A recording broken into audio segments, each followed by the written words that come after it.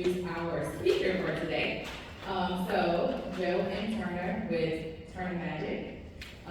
Joe is our special guest presenter today. He has performed his amazing visual and psychological illusions in 50 countries on 6 different continents, okay? As a summa cum laude graduate of Mississippi State University, he worked in management consulting prior to becoming a full-time performer and speaker. He has been featured on Good Morning America, CNN, Nightline, on multiple international network broadcasts, in the New York Times, and in theaters from the Hollywood Magic Castle to the London Palladium. In 2022, he performed on an armed forces entertainment tour to entertain the U.S. and allied troops in the Middle East. We are so excited and cannot wait to see what Joe has up his sleeves literally today. Thank you, Kimberly. Hi, everyone. What a treat to be back. Thank you, Justin, and all of my friends that I've known for so many years. It's great to be back at West Cobb. For those of you who I don't know, my name is Joe Turner. It's true, I used to work in the management consulting field. Over the last 23 years, I've had the good fortune to travel the world doing magic and entertaining at corporate events and so forth. Oh, look, it's me. And apparently you can scan something and connect with me on, I think it's MySpace. It's pretty quiet. Anyway, I think I'm on everything. So, most of you have seen me in this environment before. I've spoken here a number of times. I usually come out and it's magic and fun, magic and fun, magic and fun. I love that. We are going to do some magic today, so fear not. But I wanted to take this opportunity to maybe touch on something a little more important. Because, well, you saw the promo, lifelong learning, an underused, an underappreciated skill. And I would say even more than lifelong learning, lifestyle learning. The idea that the part of the reason you get up every day is to figure something else out that you didn't know before you went to bed. This is intentionally a 2-part presentation. Today is part 1, and this is why.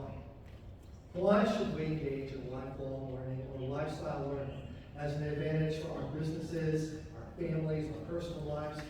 Part 2 will be how, and that will be at the Marietta Business Association last week of June. So please attend both and get the full benefit of what's going on.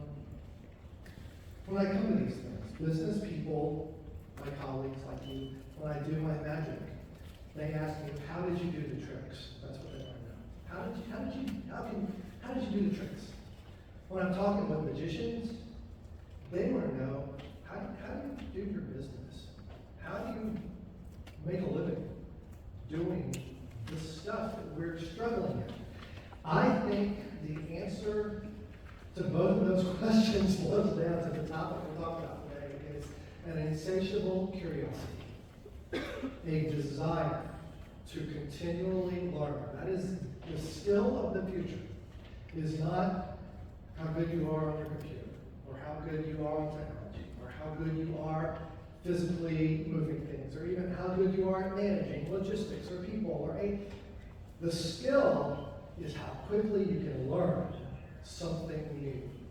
Something that you probably never even thought of learning before. How many of you can think of something that you hated to eat as a child, but that now you like?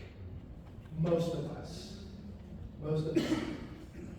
I'm gonna pull on that thread a little bit, okay? But before I do, let's do a magic trick, so we can just check the box. All right. In order to, by the way, some of you probably didn't even notice that there was a mind-reading rope sitting right up here in front of you this whole time. We had no idea that we have this mind-reading piece of rope. It was just laying there at Home Depot, and it called out to me. But I can tell it's a mind-reading rope, because if you ask it the correct questions, then it will give you correct answers. For example, Kim, don't say anything out loud, but in your mind, just think of a random number from, let's say, between 0 and 2. Don't say it. Don't say it. Let's just see. Oh, my reading room. What could the number be that she's? It looks 1. Was it 1? It was 1. Amazing. You're all like 50 countries, really? Okay. If I asked you to roll a die, what number would you have rolled? 7. A single die?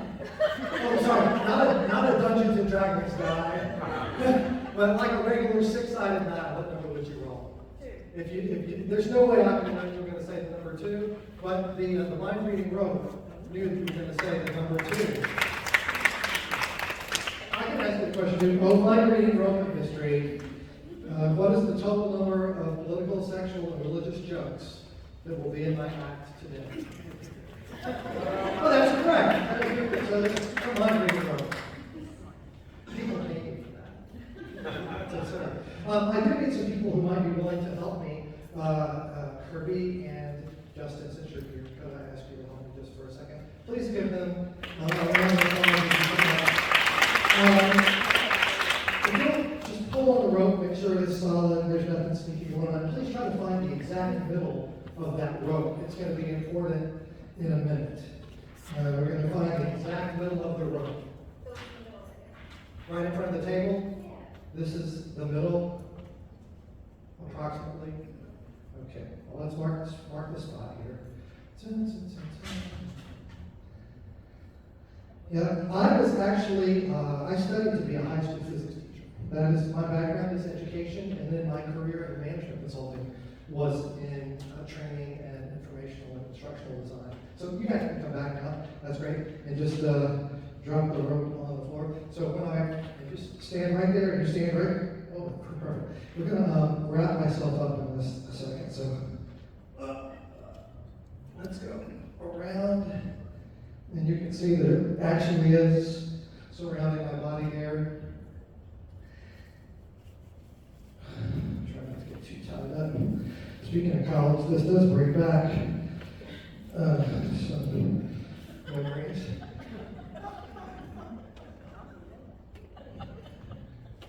Through here. Very good. Yeah. Didn't really date much. Let's do another round. Right back. Come back in here. You can see it really strong. Around 4 or 5 times back there, and a couple of nuts up here.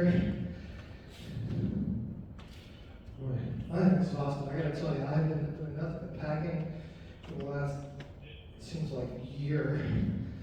And all right, so I'm tied up with a few things. Now I did bring this. Nothing much. It's just a board with a hole in it, but it's a very important situation. We take this through, and if each of you will take an end. So you'll take an end, you'll take an end. All right, and what's going to happen with any luck is I will pull a hairy beam, and this rope will pass through my dematerialized body, and then we'll pull it all the way through the hole in the board. You can see, without injuring me or causing any of the delicious lunch to reappear. So go ahead and start pulling. You can walk away. Just start pulling. Oh, I'm feeling that. Ooh, slow. Give it one more. Oh, I don't know what a spleen is, but I think I found one. But you'll pull, keep pulling, pull. And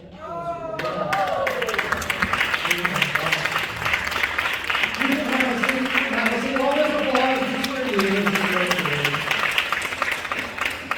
I did that for a reason, and that is this. Most of us don't realize that we are completely surrounded by amazing, useful knowledge, wisdom, skill-building opportunities almost every minute of every day. What we have access to is monumental. And yet most people allow it to pass right through their consciousness without ever giving it a second thought. So let me talk to you today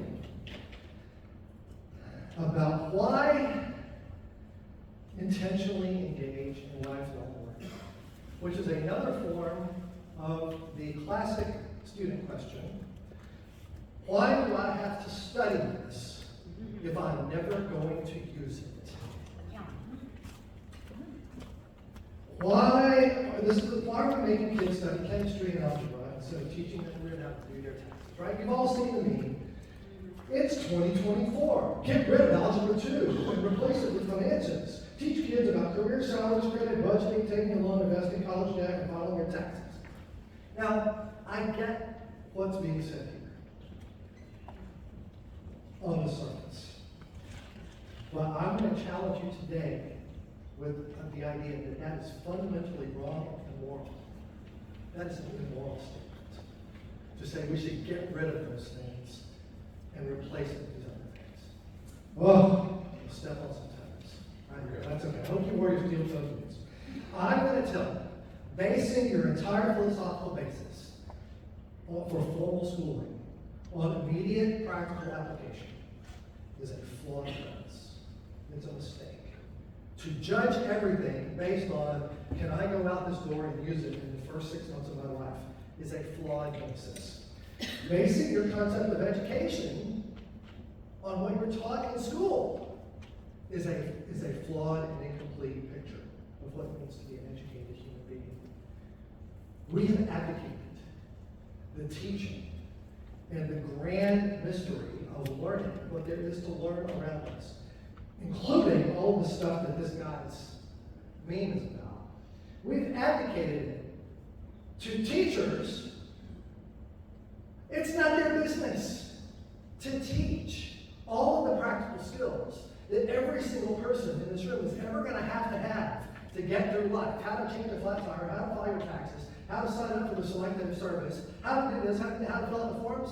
But you know what? If you had freaking paid attention in Algebra 2, instead of complaining the whole time, you could fill out your taxes. This guy is putting the onus on everybody else to teach his kids how to get through life. That's your job. That's my job. If your kid doesn't know how to fill out a timesheet or fill out a tax form, don't blame Mr. Turner in 10th grade. Didn't teach me that. You'd have plenty of time to learn that, and you're a parent. How dare you abuse the educational system to assume that it's their job to teach all the practical things that everyone's supposed to know. It is their job to prepare people for lifelong learning. It is not about, can I step across this line and immediately apply what it is that I learned in algebra today. You know what? All of you people who say you can't do algebra, you don't use it in your everyday life, every time you walk into a restaurant or a Sam's Club or whatever and say, wait a second, how many of those can I buy? I've only got like $25 in my pocket. You're creating an algebraic equation in your head as you go. You're solving for X. Just because you didn't write it down didn't mean you need to learn how to think in those terms. The only failure I can see is maybe we aren't framing the fact that it's applicable to daily life in an accessible way. But the idea that it's irrelevant, you already told me that you already like some things now that you didn't like then. I like Brussels sprouts and asparagus now. And maybe I didn't like it then. Maybe I didn't like the way it was prepared the first time I had it. It's not that Brussels sprouts are irrelevant. I didn't know I needed it. So I think I've set up the fact that as a person with an educational, philosophical background, brings 2 kids, I'm watching our culture abdicate the whole concept of learning from being an individual choice, of taking ownership of how I learn to function in the world, and placing it on a bureaucratic institution as part of our government, with talented people whose job it is not to make them able to go out and do their taxes tomorrow. So, Part one. How many of you remember Donald Roosevelt? Former SecDef under W and also under, was it Nixon? It's the first time to do it twice, right? And the big famous news conference, he came out and says, well, we got the things that we know. And we got the things we don't realize that we know, the unknown knowns. And then we have the unknowns. And there's the known unknowns, the things we know that we don't know. We know we're missing this information. But then we've got the unknown unknowns, the things we don't know that we don't know. And in all of human history, in all of military history, in all of governmental history, and all of philosophy, it's those things, the stuff you didn't realize you didn't know, the unintended consequences that cause the problem. But if those are such real things that we apply to armies and philosophies and businesses and industries, how have we not thought to apply it to ourselves and our kids? We don't know what we don't know. How dare you say something is irrelevant? You don't know what your interests and tastes will actually be a year from now. You might have a good idea. Most of us are kind of stable. But there's probably something you're interested in the last 5 years that didn't even exist 10 years before that. Not even on the radar screen. You don't know what will be required in terms of knowledge, skill, learning, for the things that are going to interest you later on. You have no idea. You can't plan for that unless you take a broad approach. You don't know what changes are going to happen to the things you already know and like and do, and the things that are. You've got to continually educate yourself just to stay level with what you're doing. So I will say for point one, never say never. Never say never. You don't know what's going to be relevant. Number two, I alluded to this earlier. You have to train yourself to be a good learner. That's why lifelong learning is important, is because you need constant training, like going to the gym or going to take a walk or taking the steps instead of the escalator, whatever it is. You got to do that for your heart, mind, and soul, the same way you do for your muscles. All right? So the skill of learning takes practice.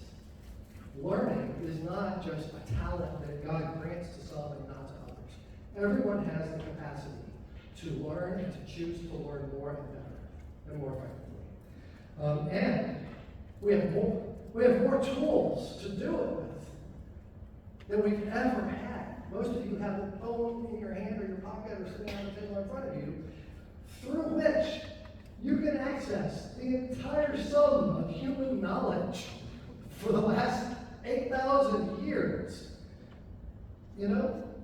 And yes, I also play Wordle. I like Wordle too, but there's also all this other stuff out there. I'm on Facebook. So, part two, it's a skill, it's a learnable skill, it's a practicable skill, and you need it. Number three, this is why you're here. Lifelong learning is an automatic enhancement to your social status and your economic output capacity. Lifelong learning allows you to connect with people more effectively. It increases the chances, every single time you learn something new, it increases the chances that you have something in common with the person that you're trying to do business with. It gives you more common ground to seek out and to explore with the people that you're trying to build relationships with. And we do business with people we build relationships with. Lifelong learning is like a high-octane fuel that allows you to do that more effectively. And we can do it all the time. You increase the chances for overlap. And I'll give you a story. I was asked to speak at Rotary Club in Atlanta. It was Buckhead Rotary. This is, I don't know, 3 or 4 years ago. And, it's Buckhead. You've got a certain amount of, right? I mean, that's just, it comes with the territory. There's some people who are very proud of who they are and the clothes that they wear and all of that. But, I'm happy to be there. I love to entertain everybody. In walks this guy. Good looking guy, sharp, skinny. I was jealous, very skinny. skinny suit, very European look, and his wife and his kids. He comes in, and turns out he's the new honcho of Porsche subsidiary company in that area. And his name, I won't say it because I'm reporting this. I don't want to get, if he ever sees it, I don't want him to feel like I called him out. He was great, but it was a German name, obviously. Well, you know what I've spent the last 2 years doing on Duolingo? German. So I had a conversation with him and his wife and kids, just tiptoeing through a little German with them. Superficial, maybe. I wouldn't call it pandering, I would call it intentionally looking for common ground. Right? There is a difference. I wanted them to feel welcome and at home and also remember me, which they did. And I got hired to do some work for that guy's company about a year later. He's like, oh yeah, I remember. Just having some basics to look for those opportunities to, one ringy-dingy, two ringy-dingies, and you put them together, and boom, you got a connection. That's just dated myself a little bit. So, but those of you who know. But that, I think that is one of the greatest benefits to choosing to do and engage in lifelong learning with intentionality is to improve your economic and social status. A lot of people in this room know me. Some people in this room don't know me. But I would say some of the people who I don't know well have probably heard of me. And some people like me, some people don't like me, but a lot of people know me. And a lot of people know my brand. And one of the things that people say when I ask them to give me like 3 words is smart. All right? He's really smart. Well, that's intentional. I want you to know that I value learning about things and people. All right? And so, does your brand, do people think of you as a person dedicated to learning what they can about people, places, and things around them? Or are you just like, there's nothing wrong with being a deep expert. That's absolutely critical in the economy. There's something to be said for having a breadth of taste and experience. It makes you an interesting person. Next reason. What you don't have. The slide that was up before, the theme of this year, legacy. Legacy is another reason to engage in lifelong learning as a chosen lifestyle. Because you set a high bar. People tend to achieve, you set a high bar for your circle. You pull people along. You set a high bar of expectation for those who follow you. Legacy building is important, and absolutely your kids and the people that they're friends with that engage with your family, when they know there's high expectations and no excuses, people achieve based on expectations. Every teacher knows that that is critical. If you go in there expecting everybody to be terrible, it's going to be a much harder road home than if you explain to people you know they can do this. It's just a matter of finding how to make it clear. All right. Finally, you raise the average. When you choose to raise yourself above the background noise, right? And you get out of just pop culture background noise to, I'm going to grow my mind, I'm going to grow my soul in other areas. I'm going to learn more about what it is meant to be human on this planet for 5,000, 8,000, 10,000 years. Greece, Rome, Egypt, Mesopotamia, the Arab Peninsula, Asia. We don't explore those things as a matter of course most of the time. Maybe in a world history class and in various units along the way, we might dip a toe in there. But there's so much to learn. You can't cram it into 12 years. You can't cram it into a lifetime. There's not enough time to learn everything that could be learned. I was driving home about a month ago, and I realized that probably every square foot of the drive from where I was to my house, there was something in that space that you could do a doctoral dissertation on, right? I was looking at the leaves. I was looking at the paint on the highway, the chemical composition of the different, why is it reflective? Why does it reflect like that at night compared to daytime? All of these questions, they are surrounding you all the time. And they just pass right by us and we don't even think about going on to them. There's doctoral level information on this table right here. So you could get a PhD. And by the way, higher deeper, blah, blah, blah. I understand. You don't have to get a degree to how you learn. Learning transcends the paper that you get. Everyone benefits from being surrounded by smart people. If you love other people, you expect more from them and deliver more to them. In the event of a catastrophe, this is the other thing. You're going to think I'm some kind of weird apocalypse crap. God, I'm not. Most days I'm not. Sometimes I am. That's why I don't watch the news. But in the event of a catastrophe, can I have a glass of something? In the event of a catastrophe, if we had to start over, if you've raised the average, we start over from a higher place. Right? Thank you, sir. Appreciate it. So those are just 5 off the cuff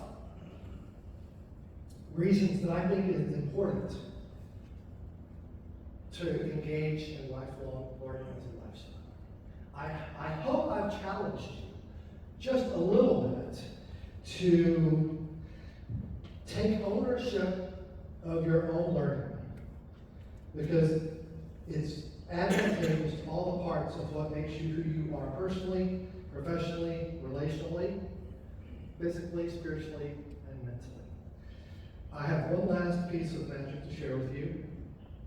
And in order to do that, I need someone who's got maybe their phone handy and it has a good signal. Either you're logged onto the Wi-Fi or you've got good cell signal. Somebody got something in here? Come on up. And if you will, okay, is this an iPhone or an Android? Okay, open up Chrome and just go to your Chrome homepage. Perfect, that's it. Chrome. Good. Okay, I'm going to put something, you stand over here, I'm going to talk to you just for a second. Remember earlier, I said we have access to the entire sum of all human knowledge? Well, we do.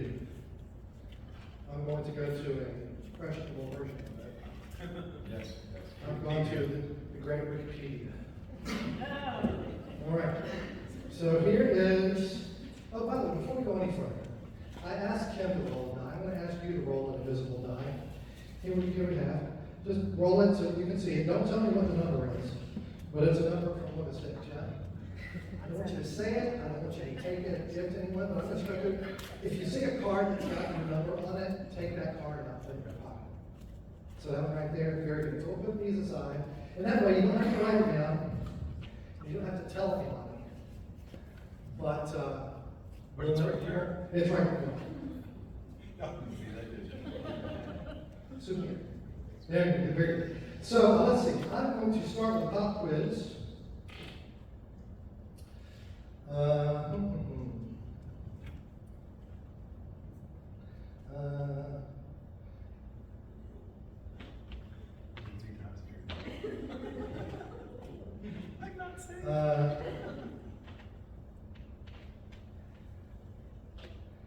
let you see what I put there so you can see. This was announced earlier. Where did I go to school? Mississippi State. Correct, Mississippi State University. Very good. So, and you know how Wikipedia works. For those of you who don't, there's all the blue links and everything that go to. You could. This is how you lose about 3 hours of your day. Just to read one Wikipedia article, which click on random links that you end up somewhere you didn't expect. Random hole. If you'll just go into the search bar there and you look up, I don't know, your favorite subject in school or the name of a famous person in history or, I don't know, a country or a city, something. And tell us, what did you look up? Joe Turner. No, you didn't. Well, there's a lot of different ones. There's a lot of Joe Turner. So just click on, Try something else. Here. we'll see if this goes. Just click on one of those. And so you look on Florida, there's all the different sections down here. And like if we click on one of these, some mountain. Ford Peak. All right. And just scroll down, click on one of these other places, and just tell us the random thing that you've clicked on. Sources. And then click on one of the ones up here, like New Zealand Geological Survey. New Zealand.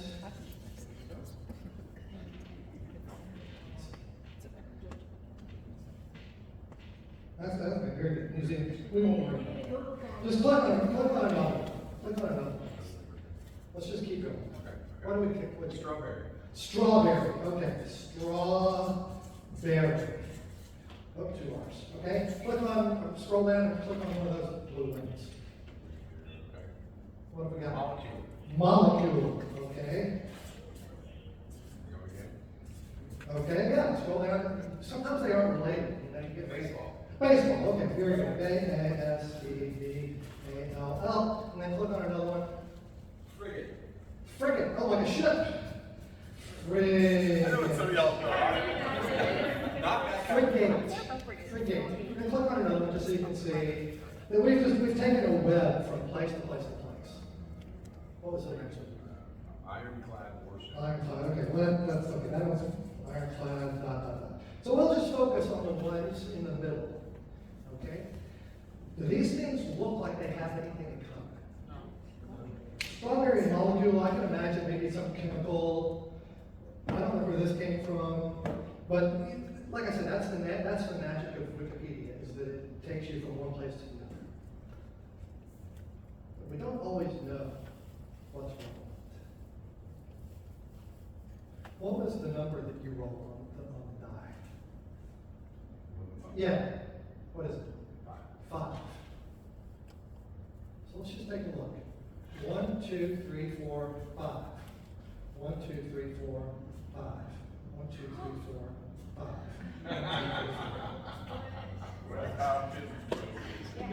W C D A.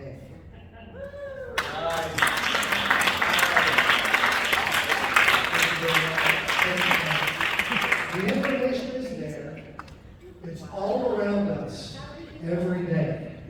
It is foolish, short-sighted, and immoral to assume that it's not relevant just because you don't know why it's relevant yet. In June at Marietta, I will discuss some hows, some practical aspects of the way I live my life that you can take or leave, but that I suggest to you as actions you can take to institute a lifelong learning lifestyle in your own life and work. My name is Joe Turner. Thanks for having me.